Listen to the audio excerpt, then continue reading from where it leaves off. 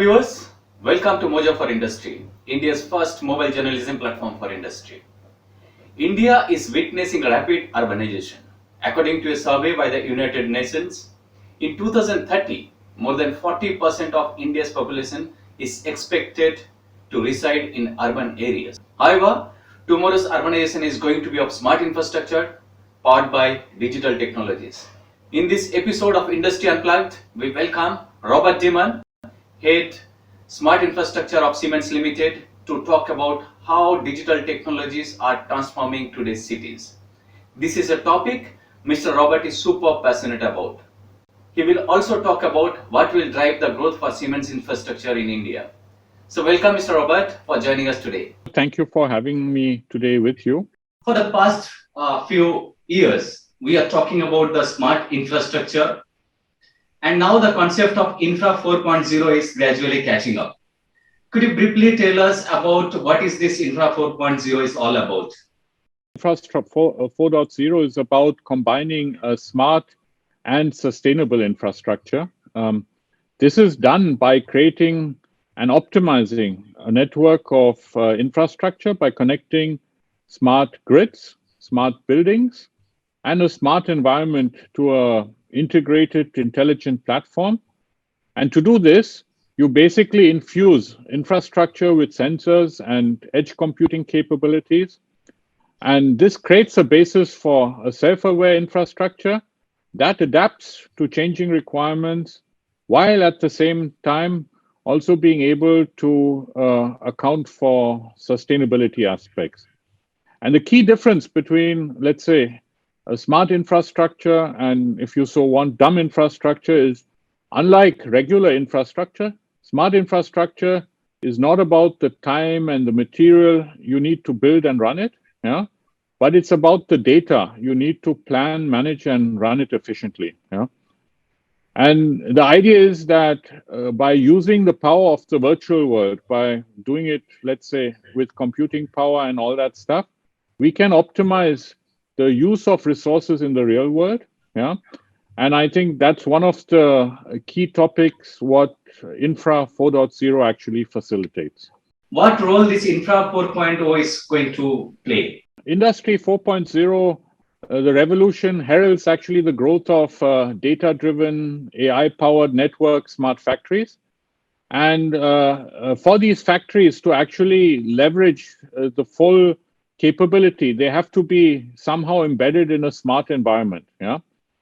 And that means Infra 4.0 actually enables these factories. And I want to give you a very practical example. So if you look at factories, they all need electricity to run.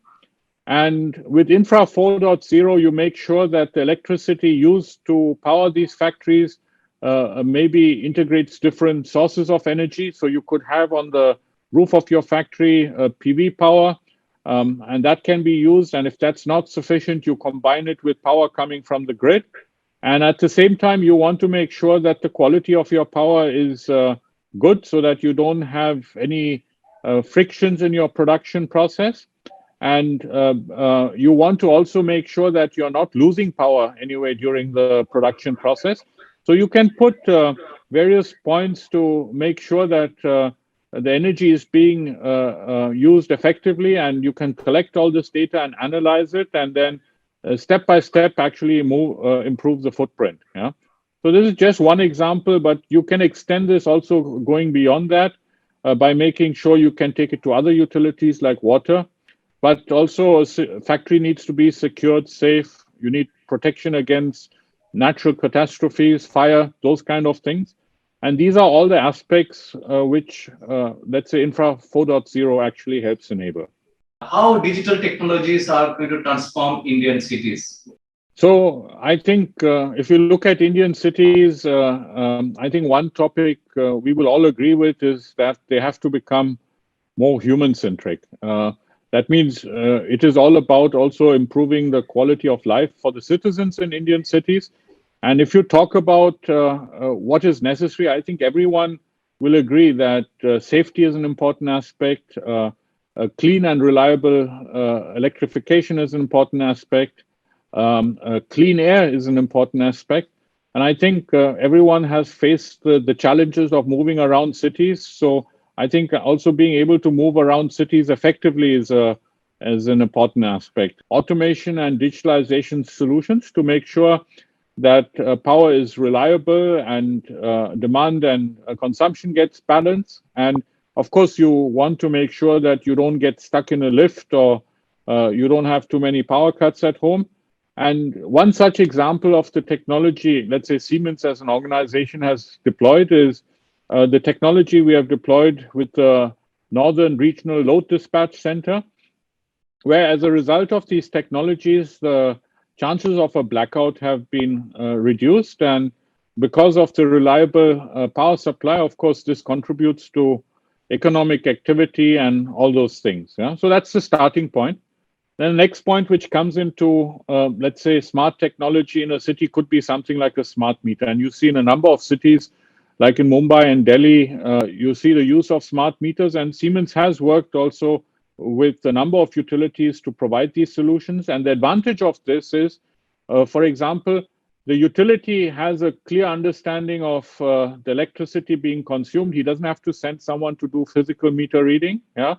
And can, as a result, plan his energy consumption better. And for the citizen, he knows he's getting accurate bills. He can maybe also use e-payment solutions to pay for them.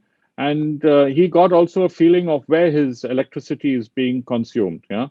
So that is one example. Then, of course, if you look at the person, he's just woken up in the morning, wants to go to work, and the first thing he would check, because I spoke about clean air, is of course what is the pollution level like. Yeah, and then you know that in a number of cities like Delhi, you have smog towers being deployed, and I'm happy to say that in some of these smog towers, Siemens electrification portfolio is used to power these smog towers. Yeah, then he leaves his house knowing, because of the smog towers, he doesn't have to put on a mask and moves on to his workplace. Of course, he doesn't want to get stuck in traffic jam. And here, intelligent traffic management systems actually help reduce wait times. Yeah, and also not only that, they help conserve and reduce conserve fuel and reduce CO2 impact. And one such example is technology we have deployed, for example, at a traffic junction in Bangalore, very close to our offices over there, where cameras actually capture the traffic situation and then use artificial intelligent methodologies to optimize it and then to control the traffic lights. Yeah, and studies have already shown that as a result, we can optimize traffic and reduce the waiting time at those signals. So I think this is just a quick example of, let's say, the technologies already being deployed today in Indian cities to make this life more convenient. And of course, a lot more can happen. When it comes to India, Bangalore remains an example for digitalization of cities, and you have mentioned it in many occasions. So how can you replicate this model across the country? You are talking about some of the pilot projects. Cities specifically, it always becomes a big challenging topic because there are many decision makers involved in it. And I personally believe that the best way of actually making cities smart is to focus on smart campuses. Yeah. And those are, let's say, buildings or stations or industrial complexes you find in cities. You find them everywhere. Yeah. And I think one such example we have also actually is within the Siemens India organization, where, let's say, for example, our campus in Kalwa is one such showcase. And in this campus, we have deployed a number of these technologies to actually make the campus smart, so that it helps also achieve the Siemens overall goal to become carbon neutral by 2030. Yeah, and to do this at the campus, we have efficient cooling to manage the temperature in the buildings. We got photovoltaic installations. We got integrated building management systems.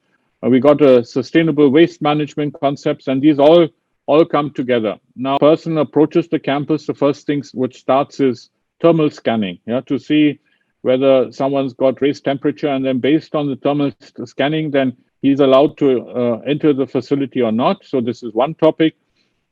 There are also solutions which allow the person to book his workplace, and that means you can optimize the space being used in the office. Yeah. In these days, maybe you want to also track and trace where the person is gone, with whom he's met up with, etc. So we got IoT technologies which allow this real-time monitoring if you need to do contract tracing. But this is not only important for such things, but if you want to manage physical assets, expensive ones, efficiently, you would want to use these kind of technologies. And once the employee actually sits down, then lighting gets optimized because it can monitor that an employee is sitting there. Aircon gets optimized. All these things can be done just with the use of these kind of sensors. And I think everyone knows with one of the technologies to reduce CO2 emissions is, of course, the development of e-mobility. So, of course, you can have also e-charging as a facility over there. Yeah.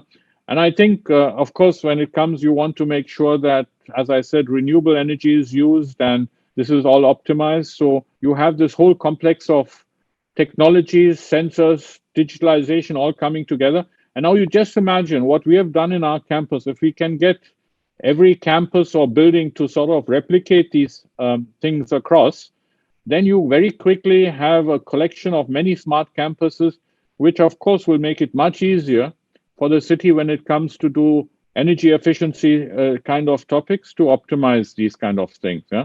So my belief is that's the most efficient way to get cities smart. As you mentioned that there are lots of opportunities in Indian market, and as more than 100 smart cities are going to come. There are smart campuses which needs to be collaborated. So what sort of role Siemens as a company and you as a head of smart infrastructure division is going to play in this particular spectrum? Optimizing of buildings, energy efficiency, grids, smart environment. Those are all solutions we help provide, or also the components to these solutions come in. And I think there we play a key role. And I just give you another example. Looking now, for example, at Dubai Expo. Yeah, Siemens has been chosen there as the infrastructure digitalization partner. And we have implemented one of the world's largest installation of digital building technologies at this site. Yeah. Siemens Solutions connect, monitor, and control more than 130 buildings using our platform MindSphere. And it covers everything from energy efficiency, visitor comfort, safety, security. So we are collecting data from, as I said, these 130 buildings, and we have more than 200,000 data points connected to our platform to make sure that this works. So this is just one such aspect where all of these technologies come together. Let's say the transformation of what's happening today in India. Yeah. So if you look at India, we are expecting with the urbanization, where many people are moving from the countryside into cities, that India will be building one new Mumbai every 1 to 2 years for the next 10 to 15 years. So, I mean, this sort of visualizes what urbanization actually means. And then if you look at it from another perspective, the per capita consumption of electricity in the US is 13 times greater to what it is in India in 2018. Yeah. So this shows, let's say, a lot of construction is going to happen. Yeah. And this will mean there will be lots of new infrastructure. I think you can see it from the government plans about new airports. You see lots of these initiatives to build corridors between cities, highways, etc. And here, let's say Siemens will focus on making sure that we have pragmatic solutions which are fit for purpose and support the customer actually achieve his requirements. Those customers can be different for us. Like, for example, working with EPCs. But the second aspect which will come into that is if you look at some of the existing infrastructure, let's say in some of the larger cities, as well as other aspects, then it is going to be also in a modernization or making smart of existing infrastructure, because you can't pull it all down and throw it away. Yeah. And here you see, of course, let's say for utilities, you want to make sure that you get less power cuts, etc. So you have to put distribution automation technologies to help make these infrastructures future ready. Transformation and the number of opportunities we see for smart infrastructure business is really huge. Smart infrastructure, whether it's physical assets, whether it's energy grids, whether it's real-time monitoring of other physical infrastructure. This digitalization of all this infrastructure involves a lot of data management. So how, in this particular age of cyber warfare, how do you ensure security of such huge volume of data? Cyber attacks, etc., have become a very serious factor. This is definitely true. No one wants to risk the outage of distribution networks, for example, due to a malware attack. And you see, once it happens, then of course it becomes a huge issue. So when it comes to safeguarding critical data and infrastructure from cyber attacks, which is definitely a growing issue, awareness and continuous vigilance is absolutely necessary. Yeah, and of course that's one aspect. But let's say collecting all this data, you have to make sure that this data doesn't get misused. Yeah, you don't want confidential information being made public. So there will be a number of hard choices to make: privacy versus safety, environmental impact and convenience. Yeah, and operating in such a highly sensitive area demands a trustworthy partner, and that person must have product systems and solutions in places with processes and who make this work well. And we hope that Siemens as an organization does this well, because we take the advantage of technology while simultaneously reducing the exposure of risk in these areas. And we try and do this by actually ensuring business continuity, protecting productivity, or even compliance with regulatory obligations, people and assets. And we do this by actually making sure that we focus on people. So we need to help our employees understand the importance of cybersecurity and the responsible, and that they become active contributors to this. And the same applies for our partners and customers, because actually the weakest link when it comes to cybersecurity is the people. The second aspect is making sure you have strong and fortified processes in place and make sure that these are regularly checked and monitored.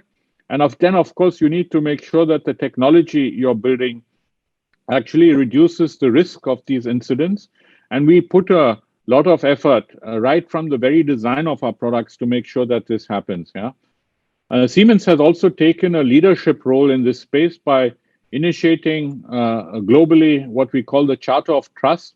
And this calls for binding rules and standards to build trust in cybersecurity and further advanced digitalization, and stands for the protection of data of individuals and data data of the businesses. Yeah, so I think here in this context, there are lots of initiatives which can be done to make sure that data doesn't get misused and lost, and secondly, that the impact of let's say malware and other attacks can be reduced. What is going to drive the growth for Siemens infrastructure in future when you talk about Indian market? A huge transformation and the growth of one Mumbai every 1 to 2 years. I think that shows huge potential. The building of new infrastructure, I think there are, as everyone can read from the press and see in the TV, lots of initiatives. The modernization of existing infrastructure, these are all topics which will contribute a lot to our business. And we see ourselves actually growing along 3 levers. We want to be, of course, a leader in smart electrification. So our portfolio will help drive energy intelligence, yeah, and ensure that grids are more resilient, flexible, while supporting also sustainability aspects like decarbonization, but are also secure. Just to pick up also the topic you just now mentioned on cybersecurity. The second aspect will be, of course, resilient building services. So people spend most of their lives in buildings, and as I said, 40% of the energy consumption is in buildings. So we personally believe that we can help optimize the emissions from these buildings, as well as make it also more convenient for users to use, as well as for the operators to make sure that these buildings are effectively used. That means that you don't have a lot of space being empty or not being done, and this will lead to more efficient and sustainable building operations. So this is the second area. And of course, we will also see that we have innovative electrical products that help actually to make sure that all these things I just now said from the grid side. Where do you wish to see Siemens infrastructure in the 5 years from now? By waking up in the morning, he sees electricity. He can pay his electricity bill. He knows whether the air is clean, or our technology has helped purify that thing. So those are examples of where I say when we can see all of those aspects infiltrated with Siemens technology, then I feel we are really contributing to our purpose, and our purpose is about creating environments that care. Yeah. So we want to be everywhere. Maybe people don't see us. From these examples, you probably wouldn't know it's Siemens technology in there, but we want to actually touch these people's lives, yeah, by making sure they can go safely to work. They don't have to worry about electricity. When they're at work, they're safe. They can also do it also with a good conscience without wasting time. And if we have done that and we have impacted, let's say, people's lives in a positive manner where they feel good, then I feel happy. Yeah? So it is actually our purpose. So it's all about creating environments that care. Thank you, Robert, for being on our show today and explaining how digital technologies are transforming today's cities.